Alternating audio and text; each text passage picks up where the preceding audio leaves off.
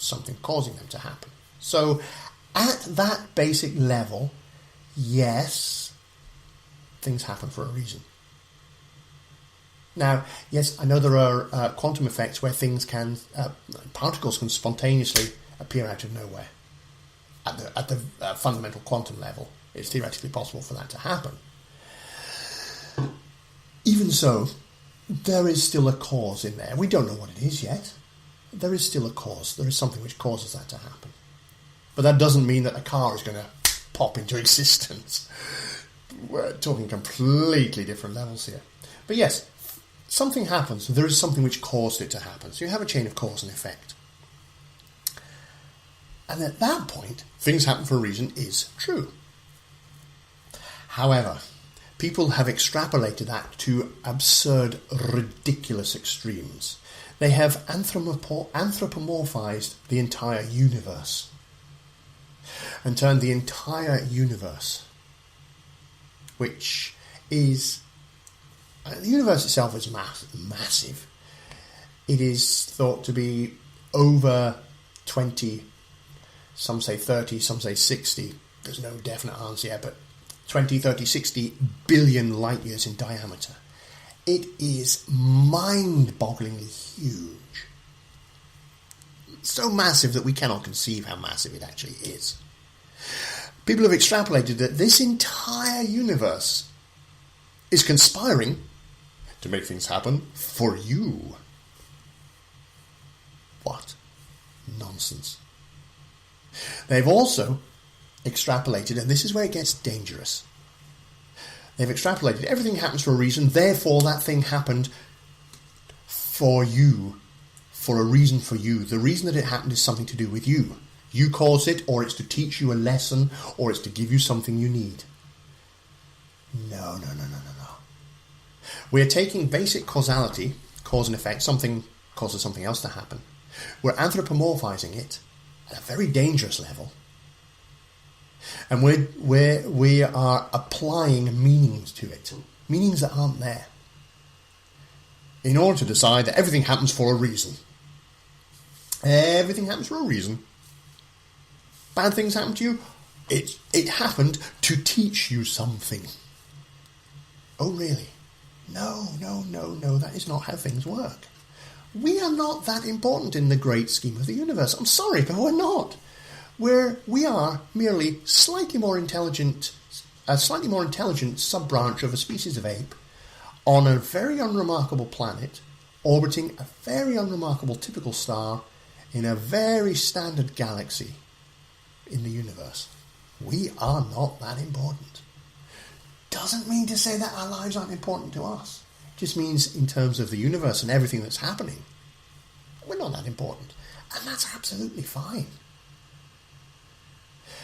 What it means is, something happens doesn't mean it's about us. Just because something happens doesn't mean it's about us. I mean, how egocentric does one have to be to assume the entire universe revolves around them? How egocentric do you have to be to believe that the entire universe exists purely to teach you a lesson, to bring you the things that you want? That's complete. That is... oh. Now, am I saying that we can't learn from everything that happens? Heck no. Absolutely not. In fact, we can learn from everything that happens. This is very true. It is possible for us to learn stuff. It is possible for us to apply positive meanings to even the worst events. But that does not mean that that event happened to teach us that lesson. And that is a massively different thing. So yes, things happen and we can learn from them. Absolutely. And I would encourage us to learn. I would encourage us to look to find positive meanings, because we are meaning-making machines. We look to make meaning out of everything that happens. That's part of how we explore our place in the universe, is to decide what things mean. We ascribe meaning to things. But the meaning we ascribe isn't absolute. Different people apply different meanings to the same thing. They don't necessarily mean what we perceive them to mean. However, and this is a fundamental part of several of the techniques that I use to help people to overcome negative stuff that happened to them in the past, to overcome limiting decisions, to overcome massively negative emotions. It's all around the meanings that we apply to things. We decide this means that, therefore, ... Whereas in fact, nothing has any absolute meaning. And if you've listened to more of these episodes, you'll have heard me mention this before, because it is a fundamental key. Nothing has absolute meaning. However, we can apply meanings. We can decide something means something, and we can learn from it. Let me give you a very powerful example. It's also can also be a distressing example, but I believe it is worth sharing because it is very, very powerful. There were two brothers, I believe there were, two Jewish brothers during the Second World War, and they were caught by the Nazis, and they were put in a concentration camp for the crime of being Jewish. Ridiculous. Now, they endured, as did everyone in concentration camps, they endured horrific situations. It was a horrific place to be. Unspeakably inhumane stuff happened in those camps. Something which should never have happened, should never happen again. Alas, happens all too often, even today. But that's a thing for another discussion. So it was horrific the time that they were there. Now, one of those brothers kind of decided, that's it, life's over for me. There's no way out of this. I'm never getting out of this alive. This is the end. This is where I die. There's no point anymore. And sure enough, sadly, he died in the camp. The other brother, however, who was in exactly the same situation, made a different decision. He decided it had a different meaning. He decided what's happening to him meant that he had to find a way. Somehow, he didn't know how, but he had to find a way to survive this and get through it, no matter how long it took. Because once he got out, he decided that he truly believed he would get out alive at some point. He had to stay alive and survive this so that when he was finally released, he was able to share with the world exactly what happened in there, so that the rest of the world would know, so the rest of the world could ensure that didn't happen again. He decided what was happening to him meant he had to survive because he had to get this out to the rest of the world so that others would not have to suffer that same fate in the future. Which one was right? Which one had the right meaning? The brother who decided he had to survive, by the way, he did survive. He did leave the camp. He did go on to share with others the horrific stuff that happened inside the concentration camps. He devoted his life to sharing what happened with others in the hopes that it might prevent it from happening to other people. Two people in the same situation, they took that same situation to have very, very different meaning. Now, are we saying that the entire Holocaust, the whole of World War II, the concentration camps, the Holocaust, the whole lot, are we saying that happened so that that brother could learn that he had the ability to survive? Really? Because that's what some people would have you believe. That is the logical assumption of things happen to us for a reason. I know. When you look at it that way, we can see the absurdity of it.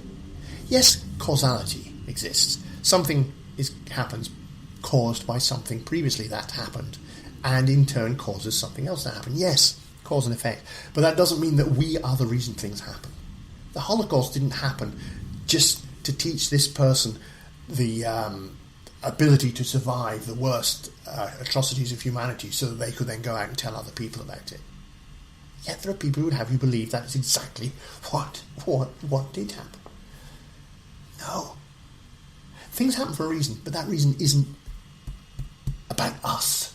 We are not that significant or important in the universe, which does not in any way diminish our significance and importance in our lives and the lives of others around us.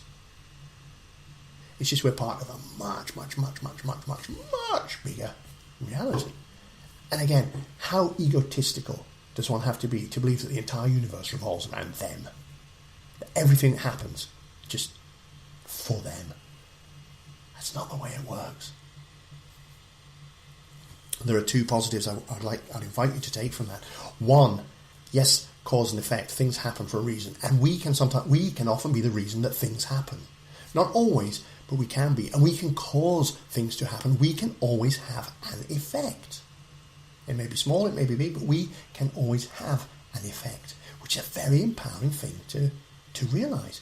We can always have an effect. Yes. And things happen to us. It's not always about us. It's not always something that we did. It's not always that we deserved it. But we can learn from it. We can look to apply meaning. And when we actually look to figure out lessons we can learn from something that happens, actually what we're doing is it's all metaphor. It's all metaphor.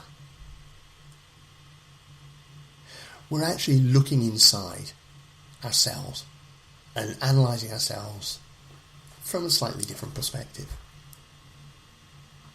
Great metaphors. But it doesn't mean that that's why it happened. So let's not get egocentric about this. Let's not anthropomorphise the universe. Let's not believe the whole lot is happening just for us. Kind of brings me on to the next one. People talk about manifesting. If you truly believe in something enough, it will happen. If you really wish for something, it will happen. We've got there's the book about it, film about it. They call it the law of attraction. If you vibrate enough, you will attract the things to you. It even goes so far as to say, everything that happens to us, we have attracted. We have manifested everything that happens to us. And that's the point that I really want to argue against here, because that's where it gets really dangerous. Now, the whole law of attraction side of things, can we manifest things? Well, yes and no. There was a previous episode where I had a chat with a gentleman called Matt Kendall, who gave a very interesting insight into his perspective on the law of attraction and so on. And yes, there are components, or yes, the law of attraction is built upon components which work, but there is a lot more to it than simply wishing for something. However, what I want to talk about is not that side of it, because we could spend ages. I was going to say we could have a whole episode talking about it. We did have a whole episode talking about it. Check on the site, theconfidencealchemist.com/radio show, and look for the one about law of attraction. It's probably not going to be what you think. That episode. That's all I'll say about that. However, what I really want to talk about is that we talk about manifesting. There are people who say that anything and everything that happens to us, we manifested. We caused that to happen. We attracted it. That's something I want to take issue with. That is something which is deeply unhelpful and deeply hurtful in many, many situations. It is also, when you get right down to it, victim blaming. We are blaming the person, blaming the victim of a crime or whatever. We are blaming them for it happening. And that is not the reality. People who say that we manifest everything that happens, we attract. They actually say and actually believe that when a woman is brutally raped, it's her fault. That is what they're saying. They are saying she manifested that, she attracted that, which is complete and utter nonsense. It is nonsense, it is harmful, it is unhelpful, and it is deeply offensive. They are blaming the woman for being raped. And that's not on. No woman who has been raped ever manifested it. No woman or man, because men get raped too, no person who has ever been raped manifested it. No person who's ever been raped attracted it. No person who's ever been raped caused that situation to happen. That is fact. They did not manifest it. Nothing they did caused it to happen. It is not their fault. They did not manifest it. Which is why I get really narked off when people say everything that happens to us, we manifest it. The good and the bad. We've